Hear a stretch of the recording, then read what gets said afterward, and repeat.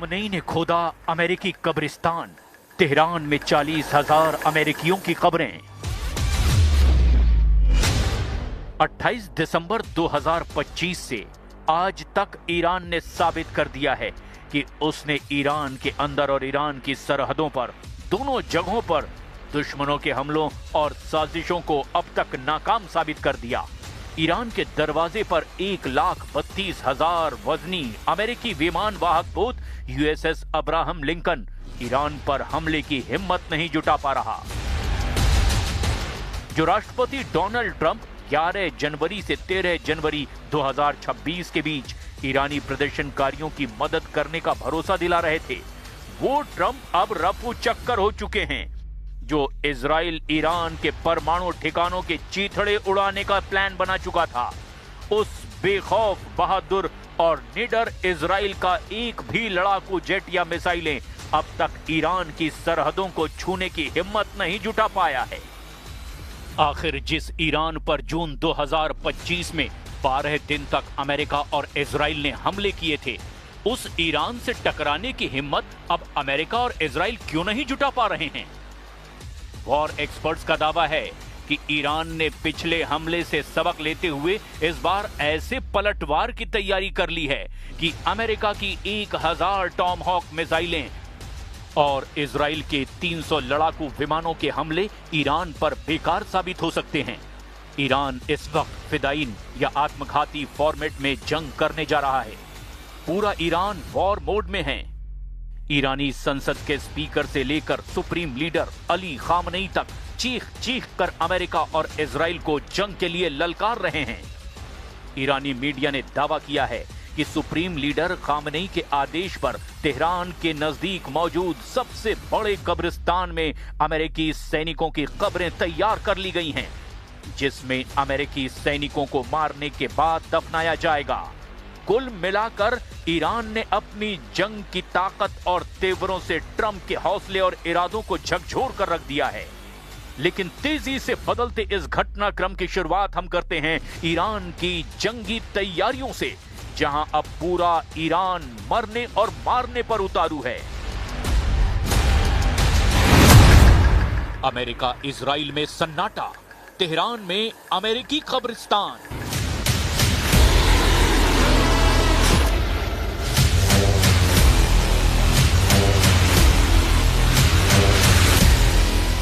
पूरी दुनिया जान चुकी है कि अमेरिका और इजराइल ईरान के मिसाइल पावर से बेहद खौफजदा हैं। जहां ट्रंप लगातार ईरान से बातचीत की रट लगाए हुए हैं, तो वहीं ईरान बार बार एक ही बात दोहरा रहा है कि हमारी 3000 मिसाइलें और हजारों ड्रोन अमेरिकी युद्धपोत अब्राहम लिंकन को अरब सागर में डुबो देंगे। 31 जनवरी से 1 फरवरी के बीच ईरान की टॉप लीडरशिप ने भी अमेरिका से आर पार की जंग का ऐलान कर दिया है। सभी कमांडरों को ईरान ने हमले की जिम्मेदारी सौंप दी है। किसी भी स्थिति में अगर ईरान के टॉप लीडरशिप अपने कमांडरों से संपर्क नहीं कर पाती, तो ऐसी स्थिति में कमांडरों को पहले से दिए गए आदेशों के तहत अमेरिका और इजरायली अड्डों पर अंधाधुंध हमले के आदेश दिए गए हैं।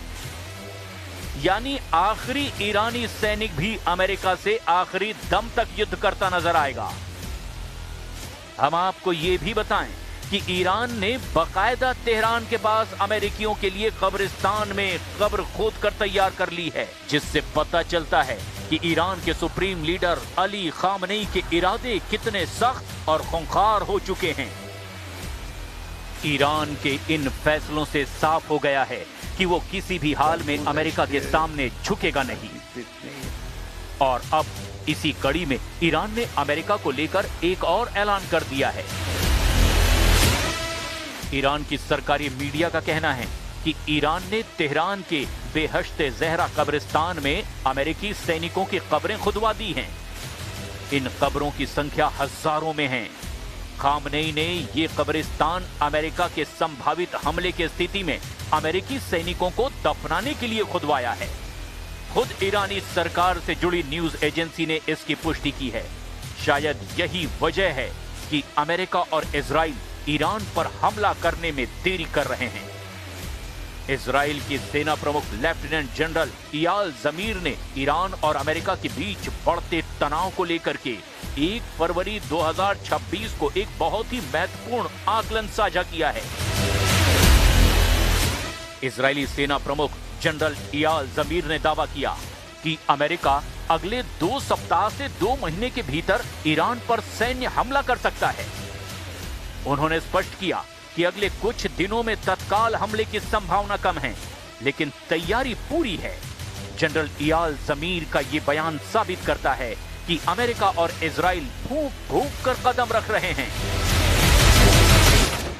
حالا این آقا هم همینطور مرتباً ادعا میکنه ولی ما ناب آوردیم و چه کردیم. به نظر من ملت ایران رو از این چیزا نباید ترسوند. ملت ایران تحت تأثیر این حرفا قرار نمیگیره، از برخورد حق نمیهراسه. ما شروع کننده نیستیم. फौजी वर्दी में ईरानी सांसद, वॉर मोड में पूरा ईरान। अब आप इन तस्वीरों को देखिए जिसमें ईरानी संसद के स्पीकर मोहम्मद बाकिर कालीबाफ और सभी ईरानी सांसद फौजी वर्दी में दिखाई दे रहे हैं। ईरानी संसद में ही अमेरिका, इजराइल और यूरोपियन यूनियन के खिलाफ जमकर नारेबाजी हो रही है।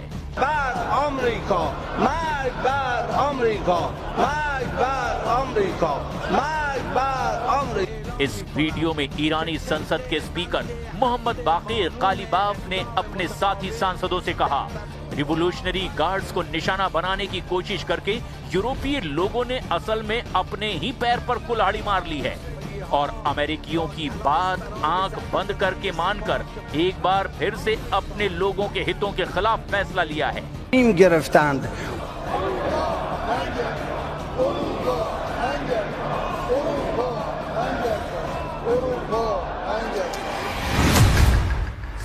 अमेरिकी अड्डों पर हमले की तैयारी, खामनेई ने दिया आखिरी आदेश। ये बात अमेरिका और इजराइल अच्छी तरह से जान चुके हैं कि अगर ईरान पर हमला किया तो ईरान का पलटवार बहुत व्यापक और विनाशकारी हो सकता है। इस वक्त ईरान को रूस और चीन से सैटेलाइट और खुफिया जानकारियां मिल रही है, जबकि अरब सागर में मौजूद चीनी युद्धपोत ईरान को अमेरिकी युद्धपोत अब्राहम लिंकन की पल पल की खबरें दे रहे हैं। बंदर अब्बास जैसे ईरानी बंदरगाहों वाले इलाके पर अब 1000 से ज्यादा आत्मघाती स्पीड बोट हमले को तैयार हैं। मिसाइलें और ड्रोन भी हमले के लिए तैयार हो चुकी हैं। एक रिपोर्ट के मुताबिक मिडिल ईस्ट में अमेरिका के लगभग 40,000 से 50,000 सैनिक तैनात हैं और हाल ही में USS Abraham Lincoln aircraft carrier के आने से करीब 5,700 अतिरिक्त सैनिक इस क्षेत्र में जुड़े हैं।